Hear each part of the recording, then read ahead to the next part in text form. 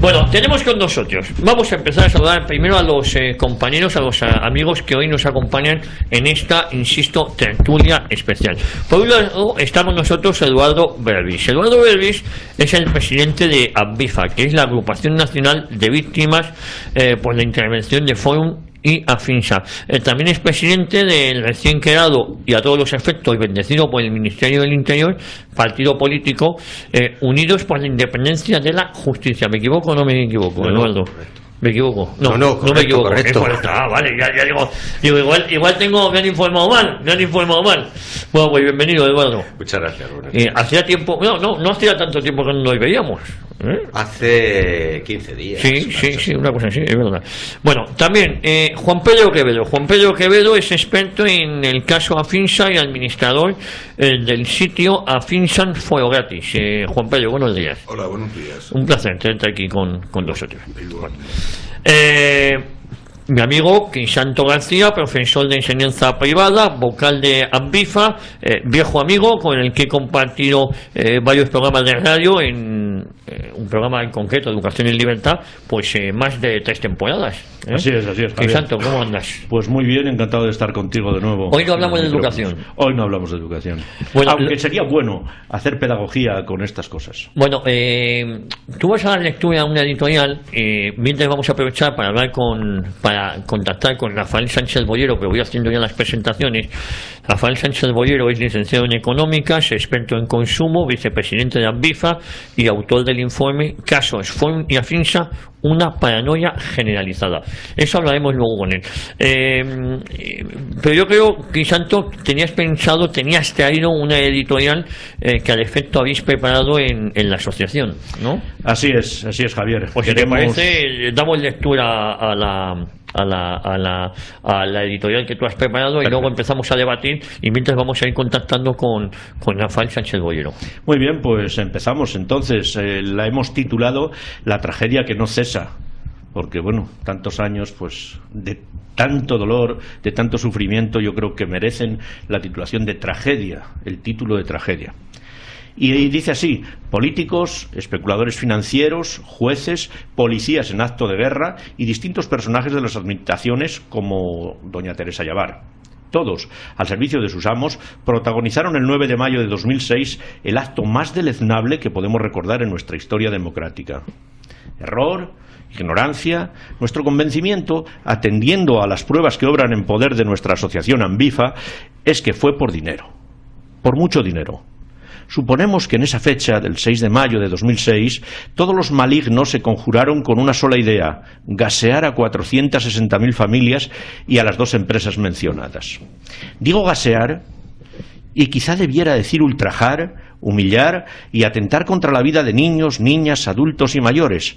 He dicho atentar porque en esos años, y como consecuencia de aquella barbaridad, muchos amigos, familiares, compañeros y conocidos se han quedado en el camino. No por muerte natural, sino porque no pudieron superar la tragedia que les supuso esa intervención que nos dejó a todos sin nuestros ahorros y como auténticos usureros. Para algunos fue fulminante la noticia y su vida se quebró de inmediato. Para otros, confiaron en que las buenas palabras iniciales de los ínclitos políticos de todos los colores fueran ciertas y que no abandonarían a las víctimas. Pero no, estos también fueron derrotados por la desidia, fundamentalmente de la justicia, que desprende cierto hedor a putrefacción y mercadeo. Por suerte, el colectivo más numeroso seguimos luchando y de vez en cuando sufrimos la baja de otra víctima que no superó la depresión o el desengaño que produce el abandono de las instituciones que deben vigilar la seguridad jurídica, económica y la libertad de los mercados. Es tiempo de que de una vez se nos devuelva a las víctimas nuestro dinero y se nos tome en consideración el lucro al que también tenemos derecho. Ya es suficiente. Eran empresas mercantiles y de la noche a la mañana, por los intereses que movieron la intervención, se cambiaron las reglas del juego. Todo el mundo conoce ya las sentencias que apoyan el carácter mercantil de las mismas y es tiempo de que los políticos cumplan con sus obligaciones y no nos provoquen con frases como eso es agua derramada. Sabemos que el estado natural de los políticos es permanecer en la mentira y eso ya produce hastío. Exigimos justicia y no una pantomima de juicio que no se sostenga nada más que a efectos de dar noticias a cierta prensa que vive también de los favores políticos. Esta editorial queremos que sea un homenaje a todas las víctimas y sobre todo a los que ya no tienen voz. Es una nueva llamada desesperada a quien corresponda en pos de que se nos trate como a todos los colectivos que de algún modo han resultado víctimas de distintos atropellos económicos. No nos estafaron, nos robaron nuestro dinero y nuestros derechos. Pues ahí queda eso, Crisanto. Me dicen que ya tenemos a Rafael Sánchez Bollero. Rafael es licenciado, como os he comentado antes, es licenciado en Económicas, es experto en consumo, vicepresidente de AMPIFA, autor del informe Casos Fon y Afinsa, una paranoia generalizada. Don Rafael, buenos días. Buenos días, Javier. Buenos días. ¿Cómo está, Rafael? A ver, le voy a explicar. Ahí tenéis los bulométricos para que os escuche, si quieres, Juan Pedro, para escuchar a Rafael, y que ponerse los cascos. Mira, Rafael, como sé que estás por vía telefónica, te voy a hacer a ti primero las preguntas, pero además sé que andas con prisa y andas con temas personales. La primera pregunta, que es obligada: ¿qué han hecho los partidos políticos por vosotros para que os encontréis en esta situación, Rafael? Bueno, Javier, mira, ha habido 3 partidos políticos cuya actuación ha sido determinante para que estemos así. En primer lugar, el Partido Socialista. Estas empresas fueron intervenidas a iniciativa del gobierno socialista de Zapatero, que insta a la agencia tributaria a denunciarlas ante la Fiscalía. Por tanto, la iniciativa no partió de la Hacienda, sino que partió del gobierno. Hacienda nunca hubiera tomado esa iniciativa en contra de la ley, pero es más, que el Servicio Jurídico de Hacienda estaba en contra, incluso mantenía en esos momentos un contencioso con Afinsa en el que Hacienda mantenía la posición contraria a la de Teresa Llavar en su denuncia, por lo que entendemos que fue una intervención política del gobierno socialista en ese momento. En segundo lugar, nos hemos olvidado ya, porque han pasado 10 años, pero nosotros no nos olvidaremos nunca de la actuación traidora del Partido Nacionalista Vasco, que este es el segundo partido que en discordia. En 2007, cuando se aprobó la Ley 43/2007, el Partido Popular presentó una denuncia por la que se pretendía crear un fondo de garantía con carácter retroactivo, similar al de las entidades financieras. Esta moción del PP contaba en principio con el apoyo del PNV. Pues bien, en el momento de la votación, el Partido Nacionalista Vasco cambió en contra de la moción, impidiendo que recuperáramos nuestro dinero en aquel momento. Y en tercer lugar, claro, el Partido Popular, que nos apoyó desde el primer momento, y eso hay que reconocérselo porque fue así, se volcó con esta causa, porque evidentemente vio que la intervención fue un error, hasta el punto de que el propio Mariano Rajoy nos escribió una carta reconociendo ese error y prometiéndonos que cuando llegara al gobierno crearía una línea de crédito ICO para los afectados que cubriera el 100% de la inversión, sin intereses y con una duración del proceso judicial. En fin, todas estas cosas que ya conocemos. Esta es la segunda gran intención, porque cuando el Partido Popular llega al gobierno, no solamente no nos ayuda con esos créditos ICO al 100% y sin intereses, sino que nos quieren cobrar intereses a la hora de renovar los intereses a la hora de renovar los préstamos ICO que nos había concedido el Partido Socialista al tipo cero. Así que, en resumen, la actuación de los partidos políticos, los principales, ha sido, concretamente, nos podemos centrar en esas 3 cosas: una intervención política en contra de la legalidad por parte del PSOE y 2 traiciones, una del Partido Popular y otra del PNV, que hubieran permitido una solución al problema hace años. Yo te iba a decir, Rafael, que al hilo de lo que dices, no se desprende nada positivo de ningún partido, ¿no? Nada, así es. Oye, siguiente pregunta. Os quejáis de la Administración de Justicia. ¿Qué ha ocurrido? ¿Qué errores están cometiendo? Y sobre todo, ¿por qué decís que han actuado de forma incorrecta, Rafael? Bien, esto es una pregunta con mucha enjundia y me gustaría explicarlo, aunque va a ser un poco extenso, pero me gustaría explicarlo para que todo el mundo viera sinceramente la complejidad y el engaño en el que estamos viéndonos inmersos. Mira, se ha dado una cadena de errores, una concatenación de prevaricaciones, no sé cómo denominarlos, en las distintas instancias, que se han ido solapando de tal manera que un error en esta instancia era el apoyo de la instancia siguiente, que le permitía a esta solventar el obstáculo para llegar a la situación un poquito más allá. Verás, así esto empieza por una mentira. Teresa Llavar, una inspectora de Hacienda, cambia la consideración jurídica de Forum y Afinsa, como ha dicho Crisanto en su entrada. Dice que son financieras, lo que era mentira. La Ley 37 de 2003 especifica claramente que son no financieras, y él ya lo sabía. Pero con esa mentira le basta para plantear una denuncia en contra del criterio de la propia Hacienda. La Fiscalía se lo cree. la admite a trámite y da un paso más. Considera que las operaciones de estas empresas son no opcionales, cuando sabía también que eran operaciones opcionales, pues los clientes tenían la opción de quedarse con los sellos o solicitar la recompra. Y dice las dos cosas en la misma querella en tres renglones de diferencia. Es una mentira, sí, pero necesaria para poder decir que se tenían que contabilizar como préstamos y que eran auténticas empresas financieras, y así poder transmitir la idea a la opinión pública de que estaban en insolvencia, lo que por supuesto era mentira. Pero los jueces instructores se creen esas dos mentiras, pese a que en marzo de 2006 se hacía pública una sentencia de la propia audiencia, en este caso de la Sala de lo Contencioso, que decía que decía todo lo contrario, que no se podían contabilizar como préstamos, que eran compraventas. Luego dejan pasar unos meses justo para que venza la póliza del seguro de Afinsa, dan la orden de intervenir imponiendo unas medidas cautelares tan desproporcionadas que llevan a las empresas a insolvencia. Y esta es la tercera gran mentira. No había insolvencia antes del 9/5/2006, sino que sobrevino a causa de las medidas cautelares impuestas por ellos mismos. Pero más allá, basándose en esas tres mentiras, que eran financieras, que sus operaciones eran préstamos, que estaban en insolvencia, los administradores concursales hacen un cierre contable a medida. Y por supuesto el resultado es lo que ellos querían, insolvencia. Esta es la cuarta gran mentira, ese cierre contable, que luego va a tener mucha trascendencia en el resultado del proceso. Pero en 2010 la sentencia de la Sala Contencioso de la Audiencia, la Sala de lo Contencioso de la Audiencia Nacional da el traste con esas mentiras y dice que no son financieras, que no son préstamos, por lo que se deduce que no había insolvencia. Y también lo hace con una intención, en este caso es eludir la responsabilidad patrimonial al Estado, que era lo que estaba en liza en ese momento. Es entonces cuando la Audiencia Provincial de Madrid, en la Sala 28, sentencia lo mismo, que no son financieras, que los contratos son de compraventa y totalmente legales. Pero también comete un error, o por decirlo de alguna manera, un error o no. Es el de admitir como válido el cierre contable que habían elaborado los administradores concursales, al que me he referido antes bajo los principios contables de que era una empresa financiera. Es otra mentira, porque la misma sentencia dicen que son mercantiles y a la vez admiten una contabilidad como financiera. Sí, pero sí, con esa mentira al juez de lo mercantil de Fórum le sirve para sentenciar que había insolvencia punible, pese a reconocer que la insolvencia sobrevino a raíz de la aplicación de esas medidas cautelares impuestas a partir del 9/5/2006.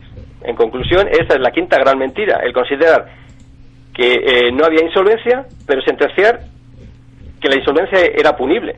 Una conclusión sin sentido, pero necesaria para poder tener algo de cara al juicio de la Sala de lo Penal. Y aquí es donde nos encontramos ahora, Javier, que todo lo que tienen es que unos peritos filatélicos contratados a tal efecto, no antes, sino después de la intervención, dicen que los sellos están sobrevalorados, pero los valoran después de intervenir y no antes. Bueno, Rafael, esta es la situación actual. Lo único que tienen los jueces es, si no me equivoco, la cuestión de que si los sellos estaban sobrevalorados o no. ¿Es esto así? Es decir, al final es esto lo único que se están agarrando. Si los sellos estaban sobrevalorados o no los estaban. Efectivamente, es sorprendentemente, Javier, así es. Y es que una vez demostradas todas esas falsedades que he dicho antes, se agarran a eso. Pero que los sellos no son de los clientes, su valor no afecta al balance de la empresa. Y por tanto no provoca insolvencia, ni aunque le dieran un valor cero. Esto ya lo explicó el perito contable en el juicio mercantil de Fórum. Dado que se trata de una empresa mercantil, el precio tampoco debería ser tan cuestionado, porque cada uno paga por cada cosa lo que le parece oportuno. Pero en este caso lo es, y lo es porque el resto de los argumentos esgrimidos para intervención han resultado falsos. Unos peritos, valoran la filatelia de Fórum a 1.600 millones. Otros la valoran en 280, y ambos dicen que están utilizando los catálogos. Pero lo que todos los peritos coinciden es que los catálogos son solamente un valor de referencia, que cada sello es diferente y por tanto tiene un valor distinto. Y esto parece sencillo de entender. Pero además que tanto Fórum como Afinsa le daban un valor añadido a los sellos. Seriedad, seguridad, solvencia, se comprometían a recomprarlos si querías y cuando querías, los aseguraban, los custodiaban en óptimas condiciones, etcétera. ¿Y esto cuánto vale? Pues lo que cada uno quiera pagar por ello. Esto es una certeza absoluta, vamos, yo creo que esto lo entiende cualquiera. Pero los jueces de la Audiencia Nacional no lo quieren ver. Ahora bien, esto es muy importante, porque esto es una novedad de hace unos meses. El juez Enén sí lo quiere ver. Ahora, para él, sí que es importante el valor de mercado, porque ahora a él le conviene. Para vender los sellos de los clientes de Fórum, dice ahora que los valores de los catálogos no sirven. y que el valor real es el de mercado, que es el precio que alguien quiera pagar por ellos. O sea, lo que estaban haciendo fue una finsa, que era vender al precio que alguien quería pagar. En definitiva, estas empresas lo único que hacían era crear mercado, dándole valor añadido a un producto, como cualquier empresa mercantil. Tú puedes comprar un sello en la tienda de los soportales de la Plaza Mayor e irte con él para tu casa, o comprar la filatelia que te podría vender Forum o Afinsa, que te daban ese valor añadido, y en cada caso tendrían precios distintos. Pero no por eso va a ser una estafa uno u otro, como no lo es, por ejemplo, que la marca Blanca de Día venda su refresco de cola a 0,3 euros y en el stand de al lado te venda Coca-Cola a 1 euro, por ejemplo. Pero es más que, fíjate, algunos de los peritos que tasaron la filatelia venden en sus tiendas ahora a precio mayor del de los catálogos. Y dicen que venden al precio que pueden, lo que a mí me parece razonable, y yo creo que a cualquiera. Bueno, me has contestado esta pregunta porque yo te iba a preguntar la importancia que tenía esto, y sobre todo la credibilidad, y sobre todo lo que valían los sellos hace 11 años, porque claro, no se podía comparar con lo que valdrían ahora, ¿no? Había que situarse en el 2006, ¿no? Sí, Santo. Sí, hay una cuestión que es muy importante, y para toda aquella persona que se haya ocupado en enterarse de qué vale un sello en realidad y se vaya a un catálogo, ya que se está tocando mucho el tema de catálogos, se tiene que valorar que hay varios tipos de sellos, y se valoran porque sea una unidad suelta, porque sea una serie, porque sea un bloque, porque sea un pliego, y además por la calidad. La calidad, los sellos A, los sellos tipo A, pueden estar por encima del precio de catálogo hasta 10 veces.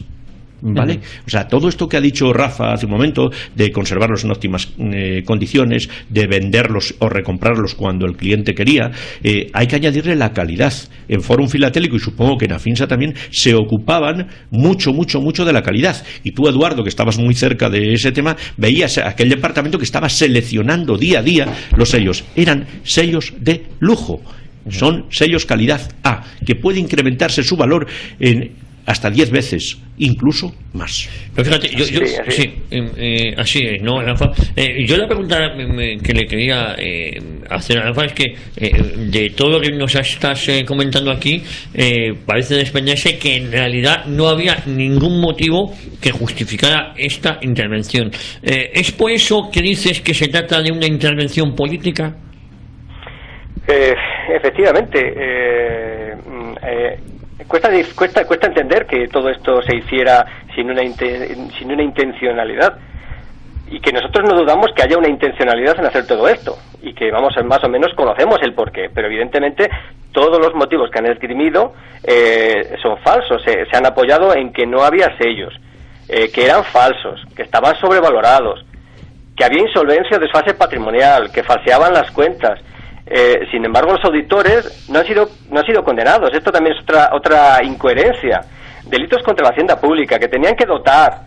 Y como he dicho antes, todo mentira. Todo parten de las mismas suposiciones falsas. Van poniendo una suposición y a esa, cuando ya ven que es imposible, siguen con otra. Si recordáis, cuando se intervienen estas empresas, decían que eran financieras.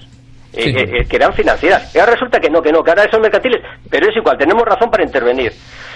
Bueno, pues es que ahora mismo lo único que les queda es que, pues como es algo, digamos, relativo, y han contratado a unos peritos para que valoren los sellos al precio que, entre comillas, esto lo digo, bueno, pues es algo personal y subjetivo. Han contratado a unos peritos y valorarán, evidentemente, al precio, más o menos, que ellos quieran, o estén contratados para ello. Entonces, en fin, y ha ocurrido así porque no tienen nada, Javier, no tienen nada.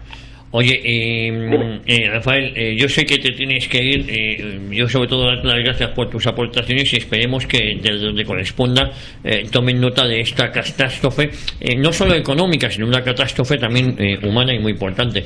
Yo no sé si tenéis alguna pregunta para Rafael. No, yo agradecerle mucho su intervención, porque la verdad es que es un hombre que ha trabajado mucho y sigue trabajando para ayudarnos a todos los que somos víctimas de esta tragedia, y bueno, que a seguir trabajando, Rafa, y seguro que lo vamos a conseguir. Pues sí, eso esperamos. Gracias a vosotros, gracias por estar ahí también vosotros y por vuestro esfuerzo, y muchas gracias también a ti, Javier, por el esfuerzo que haces todos los años por apoyarnos en este tema. Yo sabes que llevo varios años, esté en la emisora donde esté, que siempre, en la medida de mis posibilidades, pues intento que tengáis voz por lo menos, que yo creo que son muy importantes. ¿No? ¿Lo querías comentar? No, simplemente saludarle y darle las gracias por su brillante intervención. Buenos días. Bueno, Rafael, te mando un abrazo fuerte, ganas de verte, ¿eh? Otro para ti, igualmente, un abrazo. Un abrazo. Oye, Eduardo Berbis. Buenos días. Buenos días de nuevo.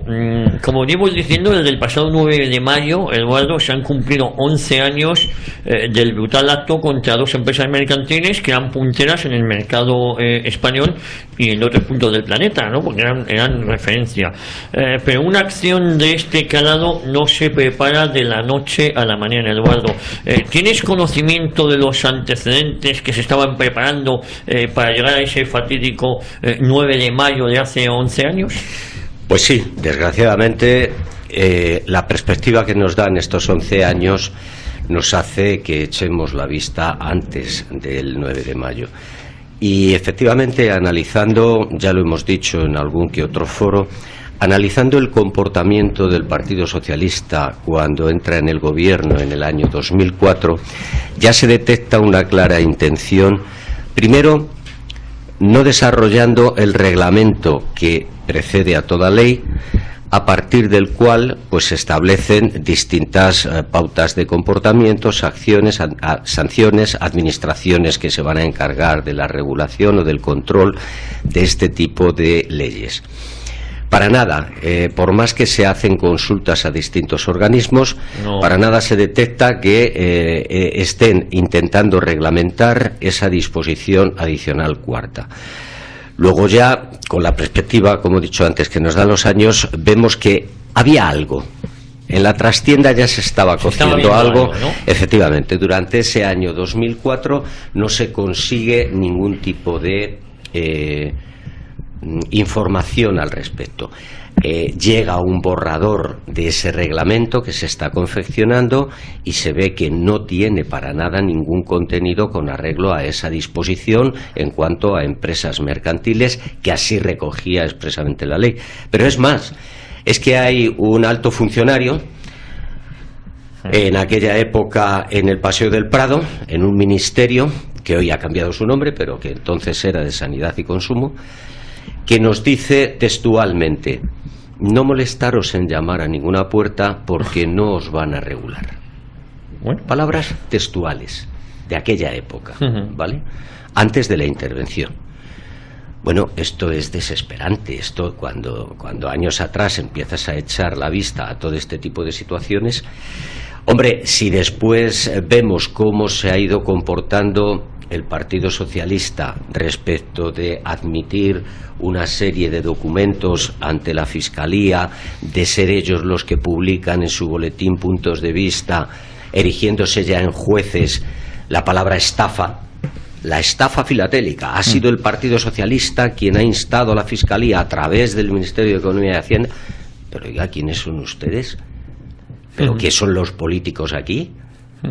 Bueno, hay varios oyentes que nos están escribiendo, que nos están diciendo que este tema de los sellos es parecido a la intervención de Rumasa por el gobierno, ¿no? Hemos recibido muchos mensajes queriendo comparar o viendo similitudes, quizás por los actores, ¿no? En este caso, siempre el gobierno socialista actuando y salvando las diferencias, ¿no? Con la ignorancia que a unos ciudadanos de a pie nos asiste en cuanto al contenido de aquella intervención de Rumasa, pues es posible que pueda tener su similitud en cuanto a que es un gobierno socialista, en aquel entonces también, el que hace unas intervenciones y, bueno, pues desmantela por completo toda una organización de empresas.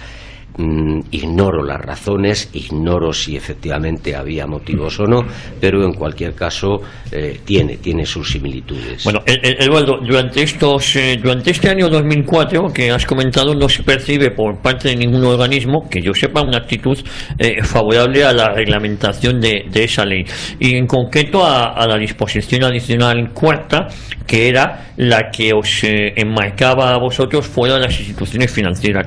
¿Cómo continúa la historia que has iniciado contándonos? Bueno, a partir de ahí, en el 2005, aparecen una serie de hechos, como son la famosa carta que hemos comentado en algunas ocasiones de un ciudadano americano, Louis Corrigan, que representa los intereses de un fondo conocido popularmente como fondo buitre. Son estos fondos de riesgo, de alto riesgo, que se suelen posicionar a corto en cuanto a la cotización de las acciones de una empresa. Afinsa tenía una filial en Estados Unidos, Scala Group, que estaba funcionando muy bien y tenía una cotización en el Nasdaq de $32 aproximadamente la acción.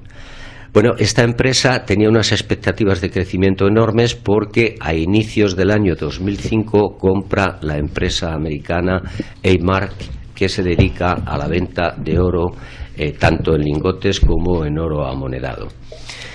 Hombre, en España los bancos tienen prohibido comercializar oro. Y de pronto una empresa mercantil podría vender oro, podría incorporar a su portfolio la venta de oro. Bueno, esto supone un espaldarazo en contra de los intereses de estas entidades financieras.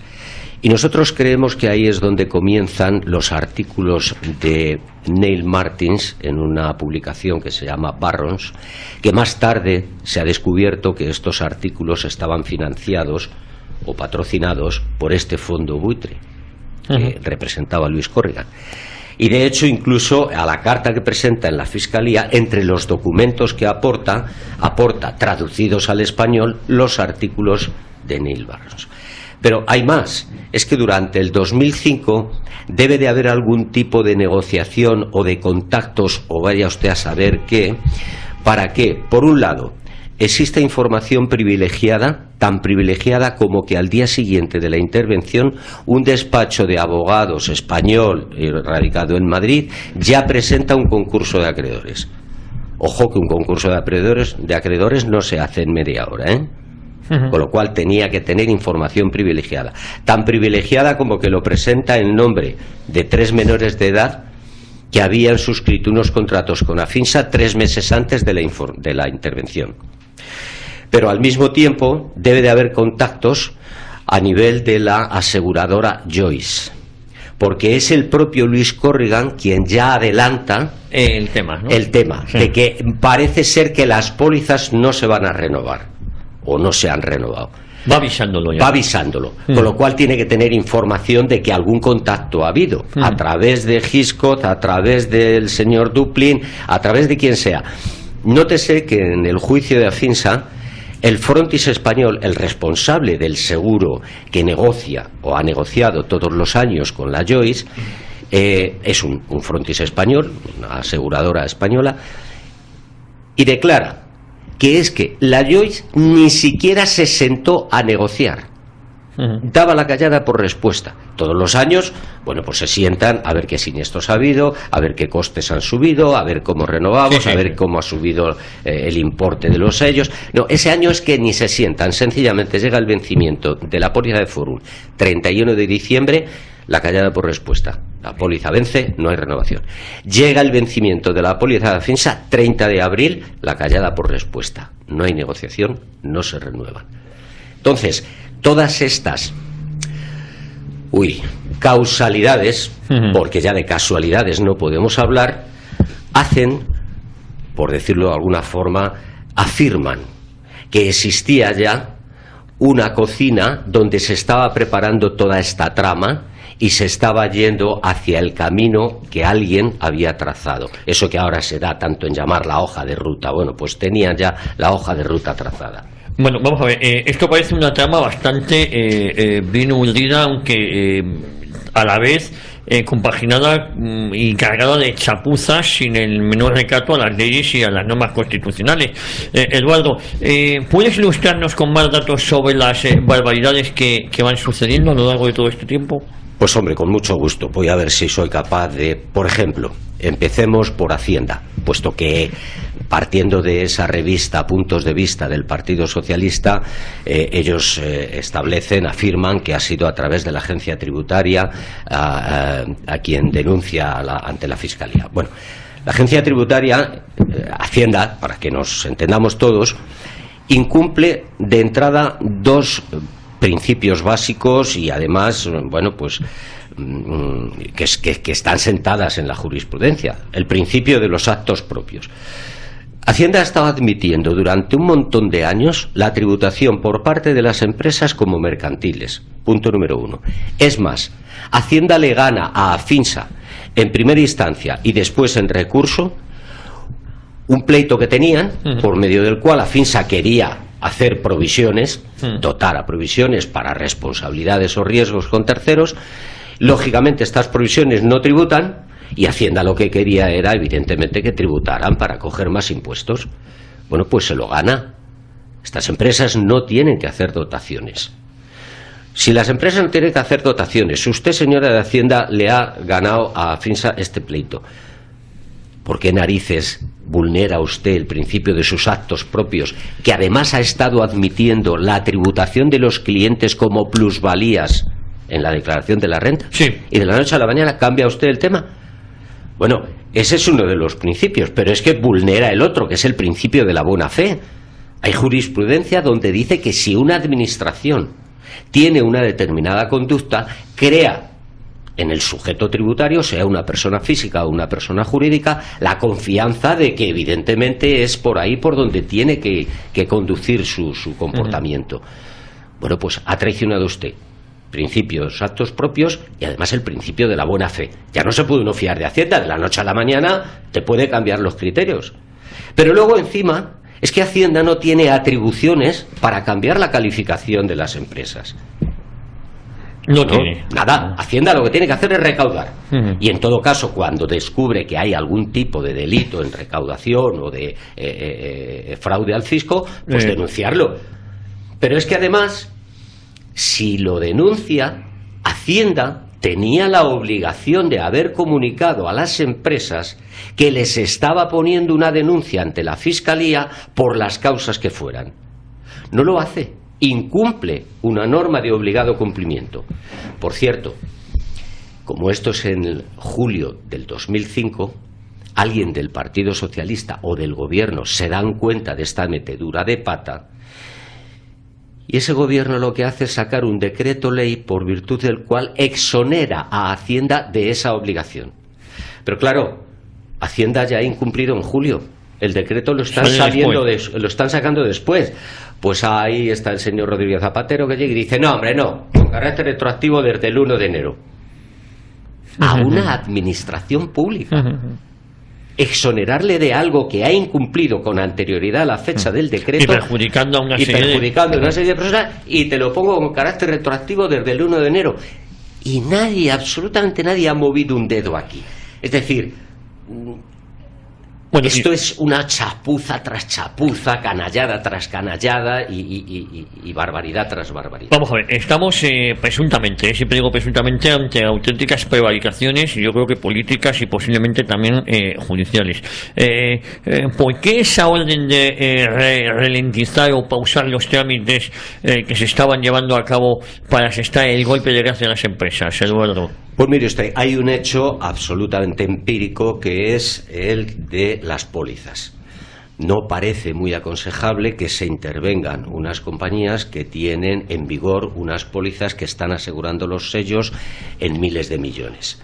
Ambas empresas, tanto Afinsa como Forum, tenían estas pólizas suscritas con la JOY y estaban valorando, y digo, los sellos en miles de millones. Entonces no parece prudente. Esto es un hecho empírico. Y luego hay otro que es una especulación, pero permítame que también presente la especulación como tal. Posiblemente se estaba esperando al momento oportuno para que ese fondo buitre que inundó el mercado de compras de acciones de escala por encima incluso de las que oficialmente tenía, para comprarlas a un precio, para venderlas a un precio, y en el momento en que se produjera la intervención, con esa parafernalia y esa aparatología que cruzó el charco, hacer que estas cotizaciones, esta cotización de escala bajara considerablemente. En ese momento compra las acciones más baratas, las devuelve a quien se las ha prestado y ha ganado en torno a 900 millones de dólares. Hay una, digamos, una causa más o menos empírica y hay otra especulativa, pero que no deja de tener su causalidad. Oye, Eduardo, me ha parecido entender que existían algunas informaciones privilegiadas por parte de algunos de los actores que tú has mencionado. ¿Nos lo puedes aclarar? Hombre, he mencionado un despacho de abogados, pero evidentemente las declaraciones del propio Luis Corrigan, los contactos que hace con la OCU dejando su domicilio, los posibles contactos que tuvo que haber con la Joyce a través de su sección de Hiscox y del señor Dublin, etcétera. Yo creo que efectivamente había gente que tenía información y que de alguna forma, bueno, pudo usar esa información en su propio beneficio, ¿vale? O utilizar esa información pues para, de alguna manera, preparar el terreno, como he dicho antes en el caso de este bufete de abogados, ir preparando el terreno para ser el primero en presentar el concurso de acreedores. La verdad es que Crisanto... Esto tiene mucha tela. Sí. Escuchas al señor Eduardo y es que te quedas, y a mí me pasa por la cabeza inmediatamente algo que nos ocurrió, felizmente pensábamos que nos había ocurrido a Rafael y a mí. Estábamos en Salamanca en aquel momento, los dos, y nos entrevistamos con el entonces alcalde de Salamanca, mi amigo Julián Lanzarote, y estaba también la presidenta de la Diputación, entonces creo que se llamaba Engracia, y estaba el señor Arias Cañete. Y en aquella reunión, pocos meses después de la intervención, le planteamos al señor Cañete cuál era la situación, y se echaba la mano a la cabeza y decía: esto no es posible que os haya ocurrido, esto es así, me garantizáis que esto es así, que no había nadie, que no os habían estafado a nadie. Oye, que no nos habían estafado a nadie. Oye, que mi prima cobró al día siguiente de la intervención, porque yo le había entregado el pagaré correspondiente al día siguiente de la intervención, cobró aquel pagaré, que aquí no había ningún estafado. Y el señor Cañete decía...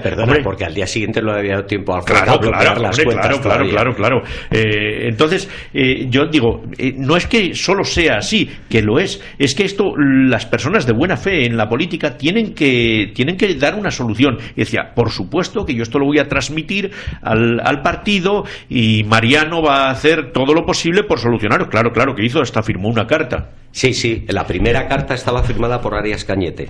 Bueno, pues la primera, pues yo te digo que... Y luego ya la firmó Mariano Rajoy. Aquello surgió de esa reunión en Salamanca, en la sede del Partido Popular, y bueno, pues aquello parecía que pintaba muy bien, que nos iban a echar una mano, pues porque esto ya sabíamos que iba a ser una carrera de fondo. Además nos dijo el señor Cañete algo que siempre me ha estado bombardeando aquí en la cabeza. Dice, mira, esto no va a ser un camino de rosas, porque yo, como abogado del Estado, debí entender que era, tenemos la obligación de recurrir tenemos la obligación de recurrir todas aquellas sentencias que fueran desfavorables al gobierno, pero al final del camino tenéis que tener una solución adecuada a vuestros intereses. Bueno, pues esto, ¿qué intereses hay detrás? ¿Quién está moviendo los hilos para que ni los de derechas, ni los de izquierdas, ni los de los otros, quitamos a Radio Ya y alguna otra emisora por donde ha pasado el señor Javier García Isaac, al que no nos cansaremos de agradecerle estas actuaciones? ¿Qué intereses hay para que parezcamos apestados? Bueno, yo me siento en la obligación, con todo aquel que tiene algo que decir, y sobre todo me siento en la obligación de denunciar determinadas injusticias como es esto, ¿no? Entonces, mientras yo pueda y esté, pues aquí vais a tener siempre los micrófonos. Dios quiera que sean muchos años aquí en Radio Ya. Dios quiera que tengamos un micrófono, pero para otras cosas. Para otras cosas, porque esto esté solucionado. Eso es lo primero. Bueno, tenemos muy callado y expectante a nuestro amigo Juan Pedro. Voy contigo y quiero hacer hincapié en aspectos que ya me han respondido tus compañeros, ¿no? Tanto Rafael como Eduardo. Quisiera saber la opinión del representante de Afinsa en esta mesa. La primera pregunta sería, Juan Pedro, ¿cuál fue el motivo por el que se intervinieron las empresas según tu criterio y tu profesionalidad y el del grupo de tu trabajo en Afinsa? Eso dentro de la primera parte de esta pregunta. Y luego que me digas si es cierto, como nos han contado, que las empresas eran insolventes y que era un negocio piramidal, para clarificar todo.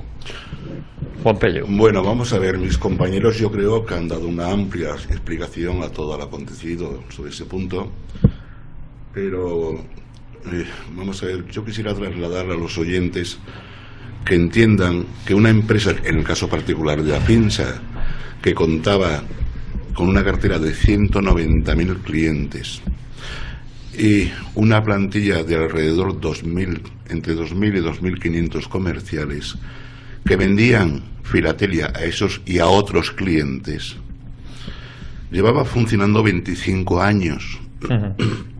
Cuando Afinsa adquirió la empresa A-Mark, Metales Preciosos, de los Estados Unidos, con la finalidad de poder vender oro amonedado, es decir, bullions, y oro en lingotes, si Afinsa tenía 190.000 clientes vendiendo filatelia, ¿qué habría sucedido si a esos mismos y posteriores clientes les hubiese vendido oro? Pues automáticamente ya de hecho estaba entrando en conflicto con la banca. Eran una competencia directa con la banca. Con la banca. Si a eso le añadimos... Entre otras cosas, perdóname, en mi intromisión, pues claro, el tipo de interés que daban, comparado con lo que daban los bancos, pues hacía mucho más atractivo vuestro producto, ¿no? No, vamos a ver, disculpa. Sí. No, verás, en primer lugar, no eran intereses lo que ofrecían. No, era valor real. No, te explico, verás. No eran intereses lo que ofrecían las empresas, sino unas plusvalías, y de hecho buena apreciación. Exactamente, y de hecho los clientes en declaración de renta se declaraban, como bien ha dicho anteriormente mi compañero Eduardo, plusvalías. Se declaraban en renta como plusvalías. Entonces esa es una de los motivos por los cuales Afinsa fue intervenida, y desde mi punto de vista Fórum Filatélico simple y llanamente fue un daño colateral. ¿Por qué? Porque no se podía dejar vivo a Fórum Filatélico derribando a Afinsa. ¿Por qué? Porque las dos empresas se dedicaban a la misma actividad. La segunda pregunta era... No, el tema dentro de lo mismo, ¿cómo nos han contado que las empresas sean insolventes, y el tema del negocio piramidal, que era la otra manera de atacar a Afinsa? Claro, vamos a ver, es que de alguna manera había que derribar a estas empresas, y entonces el argumentario pues tenía que servir cualquier tipo de argumentario. En este caso, por ejemplo, que las empresas eran insolventes, pues porque, como también ha dicho anteriormente mi compañero Eduardo, las empresas tenían que hacer una dotación a la provisión por aquellos compromisos que habían adquirido con sus clientes. Eso se tiró por tierra, ya lo ha apuntado mi compañero, se tiró por tierra mediante una sentencia de la Audiencia Nacional, Sala de lo Contencioso Administrativo, que en casación fue confirmada por el Tribunal Supremo. Entonces no había que hacer ningún tipo de dotación, no había que hacer contablemente ningún tipo de apunte en ese sentido. Sin embargo, los jueces de los mercantiles insisten, y los jueces de la audiencia de la Sala de lo Penal insisten. ¿Cómo es posible que la Sala de lo Penal diga una cosa y el Tribunal Supremo diga otra? ¿Cómo es posible que el juzgado de los mercantiles número 6 diga una cosa, como que la actividad de las empresas era financiera, y la audiencia provincial diga lo contrario? ¿Cómo es posible que estemos aquí hablando de un negocio piramidal que dicen que se ha cometido un delito de estafa? Señores, si aquí se ha cometido un delito de estafa, no han sido un delito solo, han sido dos. ¿Por qué? Por una sencilla razón. Si admitimos pulpo como animal de compañía y las empresas nos han engañado y nos han vendido unos sellos por un valor que tiene un valor inferior al que nosotros hemos pagado por ellos, el mismo delito está cometiendo la audiencia provincial cuando nos está diciendo a los clientes: si ustedes recuperan su filatelia, se dan por pagados y desaparecen de la lista de acreedores. O sea, vamos a ver. Es contradictorio. Es contradictorio. O sea, por un lado la filatelia vale lo que vale si me la entrega la audiencia provincial, pero si yo no recupero esa filatelia, claro, automáticamente no vale lo que yo pagué por ella, sino un 10% del importe de mi inversión. O sea, es que no hay por dónde cogerlo. Juan Pedro, ¿cuál es vuestra opinión de los administradores concursales y también si la intervención se hizo para proteger a los clientes o por el contrario fue una decisión política con posible abuso de poder? Voy a empezar por la segunda. Fue una intervención política sin absolutamente ninguna duda, porque hay declaraciones por parte del que fue ministro de Economía, Pedro Solbes, en ese sentido. Es decir, estas empresas había que cerrarlas y punto. De hecho, podemos decir que cuando la empresa entró en concurso de acreedores, se intentó presentar por parte de los clientes un convenio de acreedores, porque la ley concursal, el espíritu de la ley concursal es el reflotamiento de las empresas, no hundirlas más de lo que ya están. Entonces se presentó un concurso de acreedores ante el juez de lo mercantil, y la respuesta del juez de lo mercantil fue decir: ustedes pueden presentar todas las propuestas de convenio que estimen conveniente. Yo tengo instrucciones de tumbar todas. Claro. Claro, eso a uno le deja ya bueno, pues igual que dejaron las empresas con la intervención, es decir, cuando la Audiencia Nacional interviene a la empresa, la ata de pies y manos, no se puede mover, no puede hacer pagos, no puede hacer nada. Bueno, vamos a ver, ¿en qué cabeza cabe que a una empresa se le puede hacer semejante tropelía? Las empresas no cometen delitos. Los delitos los cometen las personas físicas.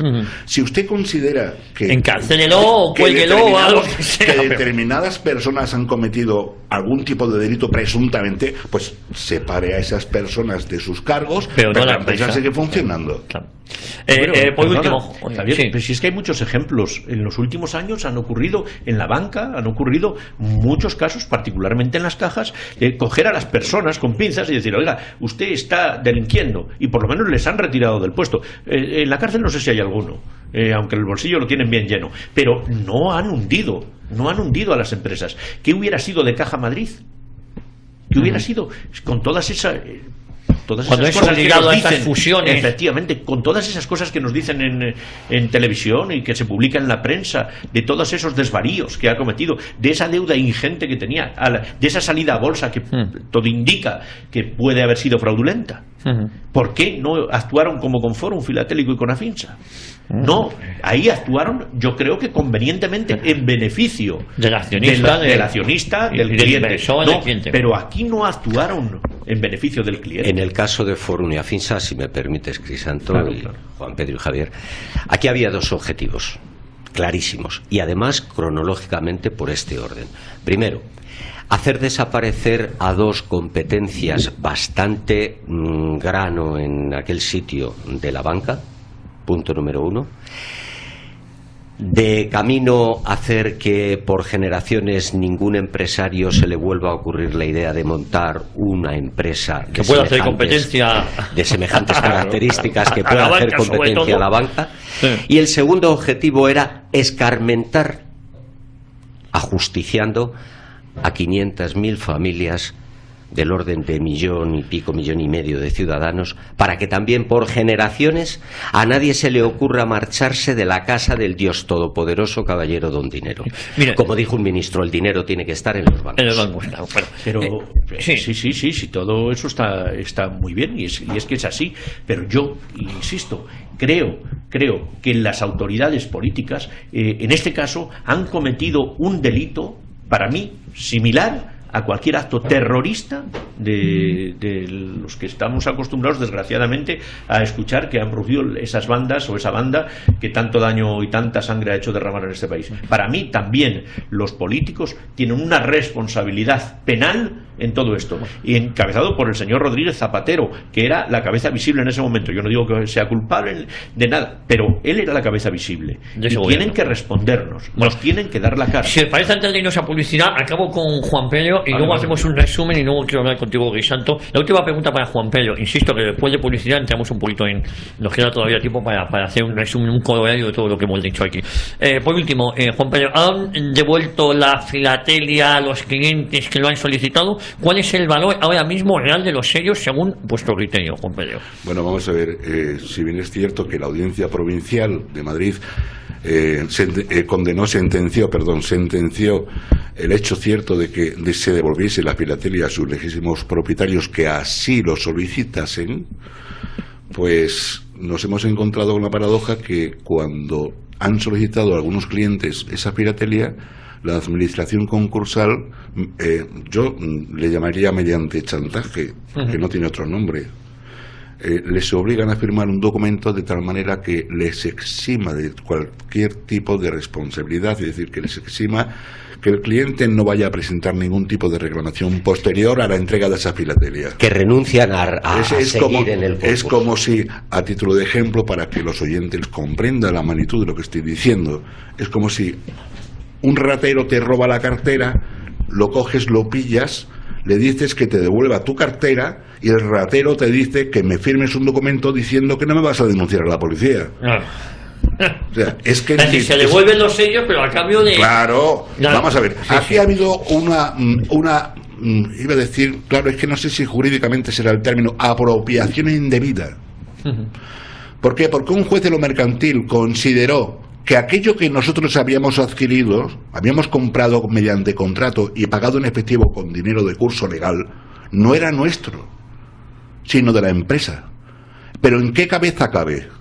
O sea, la empresa lo está custodiando con determinadas... Vamos a ver, es como si cualquiera de nosotros tuviésemos en una entidad bancaria pues un cajetín donde metemos nuestras cositas, inclusive... Pero en este caso además reconocido y con un inventario de lo que tú tienes ahí metido, que no es lo mismo que una caja de seguridad que tú metes... Totalmente. Claro. Entonces llega, no sé, pues llega un juez, entra en esa entidad bancaria, desvarija la caja de seguridad y se lleva a otra parte su contenido.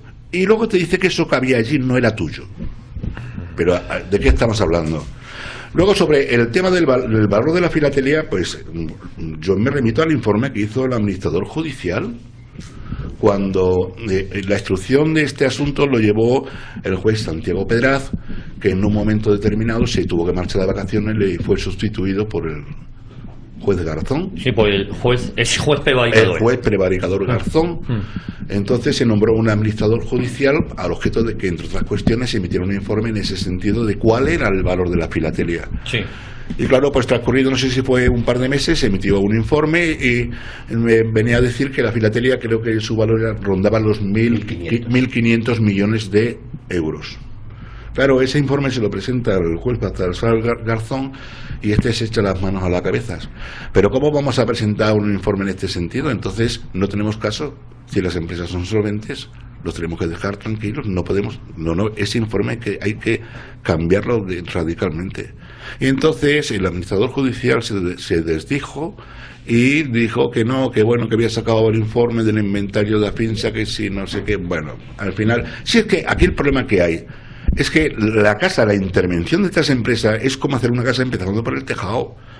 Y ahora hemos hecho una serie de acusaciones y hemos dado una serie de pasos muy importantes, pero ahora tenemos que ver cómo montamos jurídicamente este pollo que hemos montado para que nos dé el resultado que nosotros esperamos obtener. Pero claro, se están pisando los zapatos y los pies un juez con otro juez, porque esto es con perdón de la expresión, un carajal judicial. Un carajal judicial, porque no se han hecho las cosas bien desde el principio. Bueno, ¿os parece que nos vayamos a publicidad? Volvemos de inmediato. Antes voy a recordar, insisto, otro oyente nos ha dicho que el gobierno socialista se cargó Rumasa y cuando volvió al gobierno se cargó Forum, siempre igual.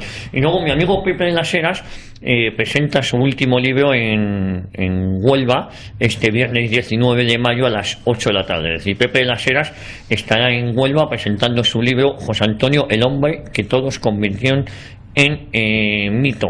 Pepe Las Heras estará en la Biblioteca Provincial de Huelva, en el Salón de Actos, que está en la avenida Martín Alonso Pinzón, número 16. Pepe Las Heras en Huelva, a las 8 de la tarde, el viernes 19, hablando de su libro, José Antonio, el hombre que todos convirtieron en Martín, en la Biblioteca Provincial de Huelva, en el Salón de Actos, avenida Martín Alonso Pinzón, número 16. Volvemos de inmediato. 29 de la mañana, estamos en la recta final de esta, yo creo, interesantísima y clarificadora tertulia sobre la intervención hace 11 años de Fórum Filatélico y Afinsa. Yo, si queréis, Crisanto, a modo de colorario, hacer un resumen de las ideas que nos parezcan trascendentes y transmitirlas de forma resumida a todos nuestros escuchantes. Crisanto, ¿qué nos dices? Pues fantástico, invitar a mis compañeros, a Juan Pedro y a Eduardo, y a ti mismo, Javier, también pues para que cada uno debatamos estas notas que tengo aquí, que coinciden además con una octavilla que hemos repartido, que estamos repartiendo por ahí en el momento de la manifestación, en los martes cuando todos los martes, la concentración, todos los martes en Génova, de 7 a 8. Claro, de 7 a 8 en Génova. O sea, eso es ya una institución que no dejáis, vamos, de sorprenderme, pues claro, me habéis dicho que Mariano Rajoy firmó una carta de apoyo para ganar las elecciones. Luego me olvidé de todo. La firmó en el 2008. Sí. Desgraciadamente para ellos y posiblemente para nosotros no alcanzaron la mayoría, no alcanzaron gobernar. No, gobernó Rodríguez Zapatero. Claro. Y el encabezamiento de esa carta, bien decía Mariano Rajoy, que la intervención de estas empresas se hizo de manera irresponsable. Entonces, señores, vamos a ver. Si el que es hoy presidente del gobierno en aquel entonces reconoció que se había actuado de manera irresponsable, quiere decir que algún irresponsable habrá cometido esa irresponsabilidad. Claro, exactamente. Es que tiene mucho meollo eso, con lo cual podemos concluir, claro, Juan Pedro, que fue una intervención política en alguna hoja del Partido Socialista. Yo no sé si me lo ha comentado Rafa en alguna ocasión hay unas declaraciones que habían intervenido ellos, que era una cuestión suya, poco más o menos decir, mira, lo hemos hecho nosotros porque valemos y porque nos lo merecemos. Declaraciones de Pedro Solbes al senador Maqueda en aquel tiempo, bueno, eso fue otra. Y que le insta a decir, hombre, estas empresas se pueden reflotar a través de la ley concursal, estas empresas se cierran y punto. Ha sido una intervención política. Claro, así de claro. Y fíjate también qué casualidad. ¿Recordáis aquella batería de preguntas que le lanzaron al señor Solbes? Sí. Y curiosamente hubo algunas que no es que curiosamente respuesta. Antes de que diera respuesta a todas, dimitió. Sí, bueno, claro. tengo amigos que sepáis que nos están escribiendo y nos están diciendo más entretenida hoy tu programa que escuchar a Cifuentes oyendo los monólogos de Pedro J en Los Santos. Si es que no hay que escuchar otras emisoras, hay que escuchar Radio Ya. Claro que sí. El que es más soca va alternando, pero luego se acaba quedando en Radio Ya, porque esta emisora crea adicción. Eso es lo importante. Crisanto, a modo de colorario, a ver, resumen de las ideas que queréis. Intervención política. Estamos de acuerdo en que fue una intervención política. Ahora Juan Pedro lo acaba de decir. O sea, el señor Rajoy dijo de forma irresponsable, fue una intervención a todas luces política. Yo creo que en eso estamos. Quiero hacer también, se ha mencionado aquí esto de posteriormente y casi de forma simultánea, ¿saben ustedes que en esas fechas más o menos el gobierno consigue una condonación de deuda por 33 millones de euros? ¿Sería casualidad, don Eduardo? Pues claro, yo tengo aquí, por ejemplo, unos recortes. Voy a leer uno solamente. Fuente ecodiario.es. Dice: los libros de contabilidad oficial del PSOE no reflejan qué sucedió con la deuda que mantenía el partido con diversos bancos y que ascendía a 29 millones de euros en lo que a intereses morosos se refiere. Bueno, continúa el artículo. Efectivamente, de pronto, no sabemos cómo, en las cuentas del PSOE aparecen, según informaciones que han dado, en torno a 12 millones de euros. Motivo por el cual no amortiza una cantidad total de esos 12 millones, no, amortiza del capital que debía a la banca, amortiza en torno a 5 millones de euros. Los otros 7 los aplica para sus propias necesidades. Pero es la excusa o pretexto que establece la banca para condonarle, además una cantidad de millones en torno, bueno, aquí dice 29, tú has dicho 33. Bueno. Sí, es que hay varios bancos. Está el Santander, está la Cucha, está otros bancos, la Caixa, parece ser. La Cucha, entonces, en cualquier caso, ahí está la casualidad o la causalidad. Ahí está la cuestión. No, el tema está perfectamente claro. Lo que pasa es que hay cosas que se pueden y otras que no se pueden demostrar. Entonces esto, pues sí, son dudas más que razonables, efectivamente. Y bueno, pues eso, a la banca se le hizo un favor con la intervención de estas empresas, que eso es cierto. Y ya está. Y a uno se pusieron las botas, como fue el fondo buitre el fondo de inversión. El PSOE condonó, el banco le condonó las deudas y ya está, y todos contentos. Y nosotros, pues en la ruina, 500.000 de familias, y que eso equivale, 500.000 de personas, que equivale a 1,5 millones de familias. Y bueno, pues, o de personas, y ahí estamos. Bueno, Crisanto, y además muchas personas han desaparecido, entre otras cosas porque se han suicidado, se han quitado de en medio por culpa de la depresión a los que les ha llevado esto. Y todos tenemos en mente algún deportista conocido, alguna persona. Claro. Es que esto, en la editorial que preparamos desde Ambifa, lo dejamos bien claro. Es un homenaje a esas personas que no tienen voz, que ya no tienen voz, y recordamos todos, y se nos ponen los pelos de punta cuando recordamos amigos, personas que convivían con nosotros, personas que ya no están, personas que se le caían las lágrimas cuando decían: es que a mi hijo no le voy a poder llevar al colegio, es que no voy a poder ir a una residencia, es que hoy en día hay personas, hay familias que no se pueden permitir ir a una residencia porque sus ahorros quedaron entoñados en la desidia de los políticos o de los jueces o de quien corresponda, que yo no soy quien para decir eso. Entonces, justamente tenía, en este corolario que estamos haciendo, decía, ¿saben ustedes que los grandes partidos españoles conocen perfectamente nuestros problemas, pero nos han ignorado y olvidado? ¿No será esto que antes comentaba Eduardo Juan Pedro, esto hablando de los sellos, que no, es que ya se encargan ellos de dejar este mercado, dejarlo hundido per sécula? Y oye, yo me pregunto, ¿no será que algún gran banco quieren hacer lo mismo que por otra parte está haciendo la Gibbons en Inglaterra desde hace 150 años? Montar algún tipo de fondo de inversión que fue factible en el primer año después de la intervención. Tú sabes, creo que se lo escucharías a alguna persona de Forum en aquel momento, que había empresas, incluso alguna empresa belga, que estaba dispuesta a crear un fondo de inversión con los sellos, en este caso de Forum. En España no se podía en aquella época, y todo llegaba, se podía hacer en otro país. Claro, todo llegaba a un nivel donde se venía abajo el castillo. Bueno, inclusive, perdona que te interrumpa, no, por supuesto. Hubo entidades bancarias, entidades financieras que quisieron formar parte del capital de Afinsa. Claro, sí, estaba el Citigroup ahí. Claro. Bueno, iban entonces, a salir a bolsa. No, y no solamente el Citigroup, había un gran banco español que quiso formar parte, quiso formar parte del capital social de Afinsa. Estuvo de respuesta una negativa, y bueno, pues a lo mejor, no sé, pues chico, pues como me has dado una patada en espinilla, pues yo te había dado otra patada en la otra espinilla. No lo sé. Ellos por ahí pueden venir los tiros. Efectivamente. Claro. Hombre, y los medios de comunicación. ¿No es penoso que algo que está al servicio de los españoles nos den la espalda? Que debería de estar, perdón. Pero claro, aquí los medios de comunicación, lógicamente, es cierto que una de sus fuentes de ingresos pues es la publicidad, bien sea publicidad privada, publicidad institucional. Entonces, bueno, pues ¿qué ocurriría si esos medios empiezan a hablar de Fórum Filatélico y Afinsa y empiezan a investigar y a ver cositas y a hacer declaraciones? Pues se les echan encima. Hombre, a lo mejor era el momento de renacer. A lo mejor, en vez de estar viviendo de la limosna, en vez de estar de rodillas para que me des un poquito de pan, a lo mejor esos propios medios, como está haciendo Radio Ya en este momento, a lo mejor tienen que reinventarse y darle voz a los ciudadanos. ¿Para qué? Para ganarse la publicidad, no para que tú me des una migaja de lo mucho que tienes. Es una buena propuesta, ojalá que te escuche. Claro, ya, pero bueno, es que en estos asuntos...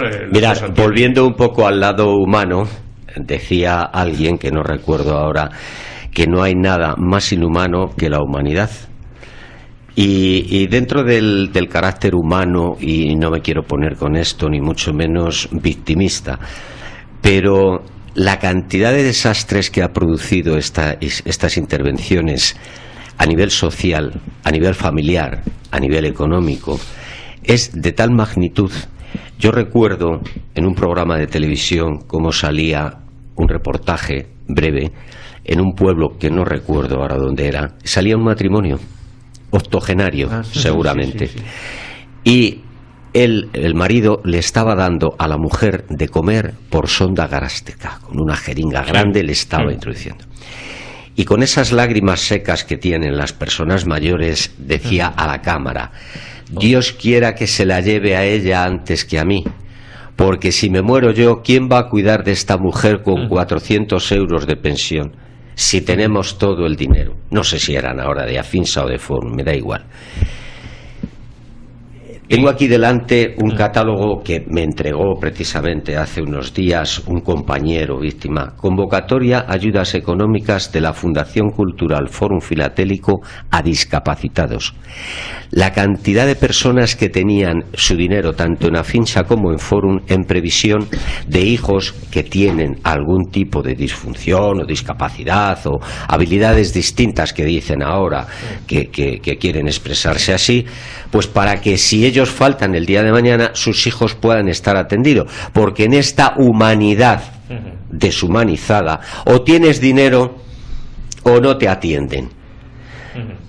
Y se han quedado sin ese dinero que tenían en previsión de sus hijos. Gente que tenía expectativas de pisos, gente que tenía a su madre o a su familiar en una residencia y no han podido seguir pagando la residencia y los han tenido que sacar. Es decir, el drama humano, todos sabemos que cuando un organismo se debilita por angustia, por depresión, por toda una serie de consecuencias económicas o de otra índole, inmediatamente si tienen una enfermedad latente, se apodera esa enfermedad de manera más virulenta y fallece.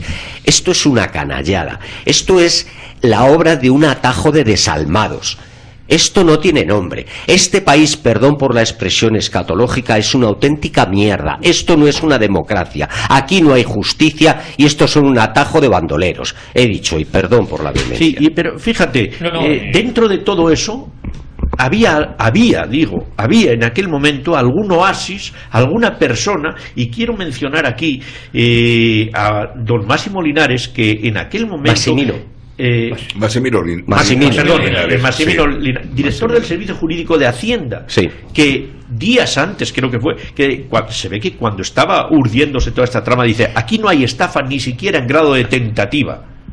Pero la señora Teresa Llavar, como su decisión no era vinculante, o sea, ella tenía cierta autonomía para tramitar la intervención. Oye, por cierto, disculpa que te interrumpa, compañero.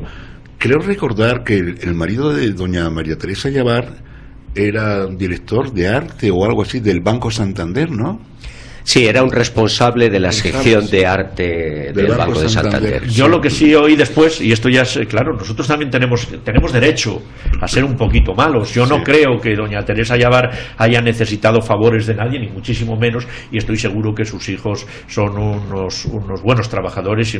Pero en los 2 años siguientes a la intervención, sus hijos tuvieron puestos en la administración, ¿cómo se dice esto? Como los sellos, clase A, o sea, de máximo nivel, nivel 30. Sí.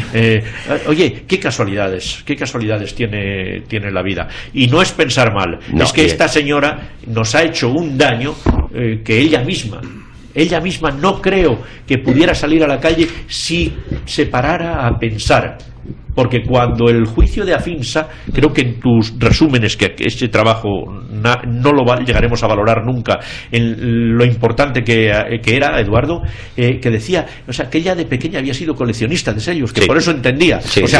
Miren ustedes, como tú decías, ¿en qué país estamos? que una persona inspectora de Hacienda dice que sí, que bueno, que este mundo ya lo conoce porque era coleccionista de pequeños. ¿Recordáis la intervención que tuvo el perito contable en el caso de Fórum Filatélico? Explicando, porque vamos a ver, el juez de lo mercantil se sirvió de la asistencia de un perito contable para que pudiera determinar cuál era la verdadera actividad de la empresa, los movimientos contables, cómo se tenían que realizar. Y entonces este perito contable, para sorpresa del propio juez de lo mercantil que estaba llevando la causa, pues empezó a decir, no, vamos a ver, no hay que provisionar, entre otras cosas, porque son empresas mercantiles, pero es que además resulta que hay una sentencia del Tribunal Supremo que así lo confirma. ¿Te refieres al señor Estebarán? Sí. El perito que declaró en el juicio de Fórum. Claro. Sí. Entonces el juez iba quedando ojiplático, pero a pesar de quedarse ojiplático, pues no lo contempló en su sentencia dicho informe y seguía con el RQR y RQR de insolvencia punible cuando no existía insolvencia punible. Fíjate, un dato más que además Eduardo conoce perfectamente porque él tenía su radio de acción aquí en Madrid. Tú sabes que Fórum Filatélico al principio se llamaba Fórum Filatélico Financiero. Sí, y por mor de aquella inspección en el año 96, pudo ser, 94. A ver, antes en el 87. 87, bueno, se le quitaron la denominación de financiero, ¿no? Claro, vamos a ver, se publica la Ley de Planes y Fondos de Pensiones, ¿vale? Y como tal, la ley establece que no puede haber ningún tipo de asimilación o parecido con este tipo de denominaciones. Entonces, Fórum se llamaba entonces Fórum Filatélico Financiero. Sí.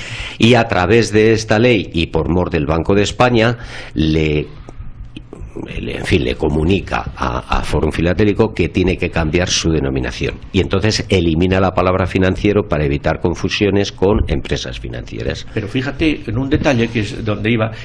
Fórum, no sé si hasta ese momento o hasta que aquella inspección finalizó, estaba provisionando ciertas cantidades. Fue hasta el año 93, si no me falla la memoria. Y a raíz de aquella intervención, pues dejaron de provisionar, pero ese dinero, que era en torno a 10.000 millones en pesetas, 50 y tantos millones de euros. Efectivamente, unos 10.000 millones, 9.000 y pico. Ahí quedaron.